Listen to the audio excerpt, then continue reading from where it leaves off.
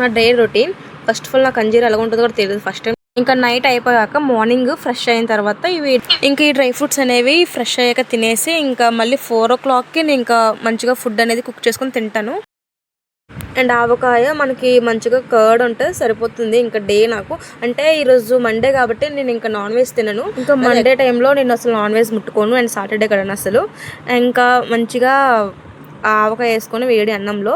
కానీ అందరూ నెయ్యి వేసుకుంటారు. నెయ్యి నాకు అస్సలు నచ్చదు. కానీ ఎప్పుడైనా ట్రై చేద్దామని అనుకుంటున్నాను. కానీ ట్రై చేస్తా పక్కాగా.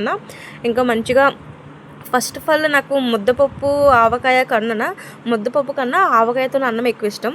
అందుకే ఫస్ట్ నేను ముద్దపప్పు వేసుకోవట్లేదు, ఆవకాయతోనే తినేద్దామని కొంచెం తినేసి ఇంకా నెక్స్ట్ ఆవకాయ వేసుకుందామని అందుకే మూత పెట్టేస్తా దానికి.